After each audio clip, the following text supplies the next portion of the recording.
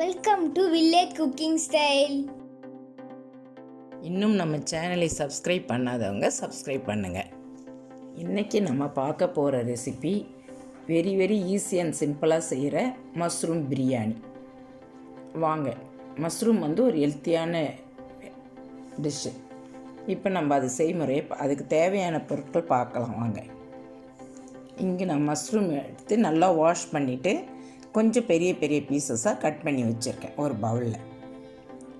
பிறகு பட்டை ஒரு துண்டு, ஏலக்காய் 2, அரை ஸ்பூன் சோம்பு, 3 கிராம்பு வச்சுருக்கேன். புதினா க்ளீன் பண்ணி கொஞ்சம் வச்சுருக்கேன் ஒரு பவுலில். மீடியம் சைஸ் தக்காளி 2 நீல வாக்கில் கட் பண்ணியிருக்கேன். மீடியம் சைஸ் வெங்காயம் 2 நீல வாக்கில் கட் பண்ணி வச்சுருக்கேன். மல்லித்தழை கொஞ்சம் வச்சுருக்கேன். ஜிஞ்சர் கார்லிக் பேஸ்ட்டு கொஞ்சம், சில்லி பவுடர் வச்சுருக்கேன்.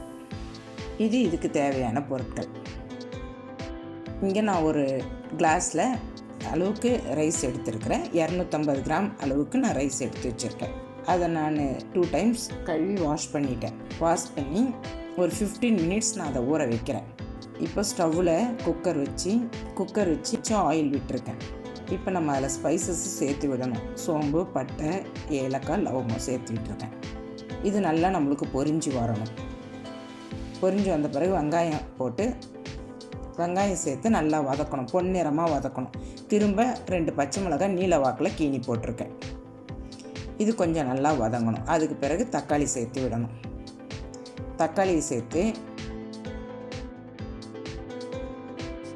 கல் உப்பு போட்டு நம்ம வதக்கி விடணும். நம்ம கல் உப்பு போட்டு வதக்கிறதுனால நம்மளுக்கு கொஞ்சம் நல்லா தக்காளி மசிஞ்சு வரும்.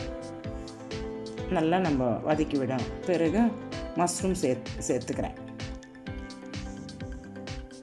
இதையும் சேர்த்துட்டு நம்ம நல்லா ஃபுல்லாக மிக்ஸ் ஆகிற மாதிரி, எல்லாம் நல்லா மிக்ஸ் ஆகிற மாதிரி, வெங்காயம், தக்காளி, பச்சை மிளகாய், மஷ்ரூம் எல்லாம் நல்லா மிக்ஸ் ஆகிற மாதிரி வதக்கி விட்டுட்டு ஜிஞ்சர் கார்லிக் பேஸ்ட்டு சேர்க்கணும். ஃபஸ்ட்லி ஜிஞ்சர் கார்லிக் பேஸ்ட்டு சேர்க்கக்கூடாது, அடி பிடிச்சிரும். அதனால் நம்ம தக்காளிலாம் போட்டுட்டு சேர்க்கணும். அப்போ தான் நம்மளுக்கு அடி பிடிக்காமல் வரும். நல்லா மஞ்சள் தூள் கொஞ்சம் சேர்த்து நம்ம நல்லா கலரி விட்டுட்டு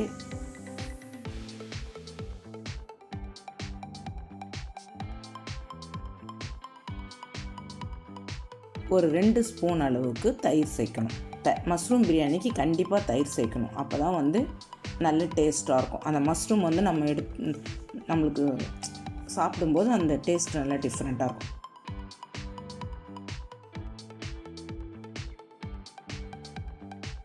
ஒரு ஸ்பூன் அளவு மிளகாத்தூள், சில்லி பவுடர் சேர்த்துருக்குறேன். சேர்த்துட்டு நம்ம நல்லா இதை வதக்கி விடணும். மீடியம் ஃப்ளேமில் நம்ம ஸ்டவ் வச்சு நல்லா வதக்கி விட்டுட்டு மேலே புதினா தழை தூவோம். புதினா தழை போட்டு வதக்கணும்.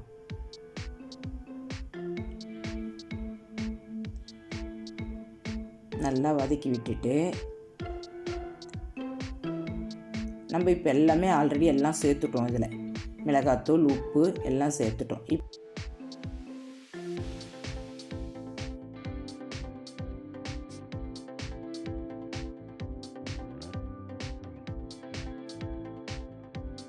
இப்போ ஒரு 2 ஸ்பூன் அளவுக்கு நெய் சேர்க்கணும். நெய் சேர்த்து நம்ம திரும்ப வதக்கி விட்டுட்டு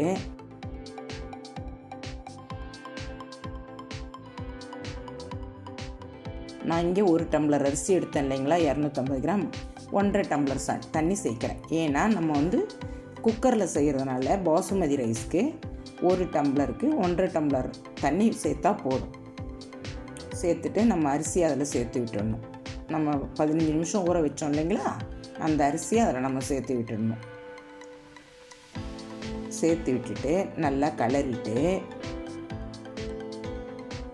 நல்லா எல்லாம் மிக்ஸ் ஆகிற மாதிரி கிளறிட்டு நம்ம மூடி போட்டு மூடி விட்டுடணும். மூடி விட்டு வெயிட் போட்டுடணும். வெயிட் போட்டுட்டு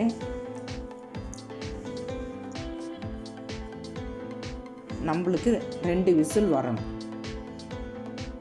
2 விசிலுக்கு மேலே விட்டால் சாதம் குழஞ்சிடும். 2 விசிலில் நம்மளுக்கு ஸ்டீம் போனோடனே ஓப்பன் பண்ணி பார்த்தோம்னா நல்ல பதத்தில் ரெடியாக வெந்திருக்கு பாருங்கள். நல்லா உதிரியாக இருக்கும். இப்போ நம்ம கலரி பார்க்கத்தா உதிரியாக இருக்கும் சாதம். நீங்கள் ஒரு டைம் மறக்காமல் இது மாதிரி செஞ்சு பாருங்கள்.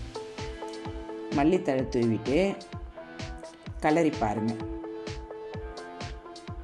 நல்லா சாதம் உதிரி உதிரியாக இருக்கும். நம்ம 2 விசிலுக்கு மேலே விடக்கூடாது. குக்கர்ன்றதுனால 2 விசில் விட்டால் போதும். நல்லா சாதம் உதிரி உதிரியாக வந்துடும். மஷ்ரூமும் நல்ல பதமாக வெந்து நம்மளுக்கு சாப்பிட்றதுக்கு ரொம்ப டேஸ்ட்டாக இருக்கும். இப்போ நான் அதை ஒரு பிளேட்டில் மாற்றி வைக்கிறேன் பாருங்கள். நல்ல சாதம் உதிரி உதிரியாக நல்லா கலர்ஃபுல்லாக நல்லா இருக்குது பாருங்கள். மறக்காமல் நீங்கள் ஒரு டைம் ட்ரை பண்ணி பாருங்கள். இது ரொம்ப டேஸ்டியாக இருக்கும்.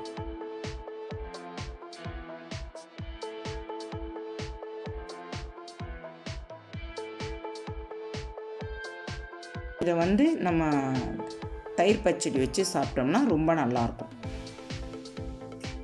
ஆனியன் ரைத்தா வச்சு சாப்பிட்டா ரொம்ப நல்லாயிருக்கும். இந்த வீடியோ உங்களுக்கு பிடிச்சிருந்தா லைக் பண்ணுங்கள், கமெண்ட் பண்ணுங்கள், மறக்காமல் உங்கள் ஃப்ரெண்ட்ஸுங்களுக்கு ஷேர் பண்ணுங்கள். இன்னும் நம்ம சேனலை சப்ஸ்கிரைப் பண்ணாதவங்க சப்ஸ்கிரைப் பண்ணுங்கள். தேங்க்யூ.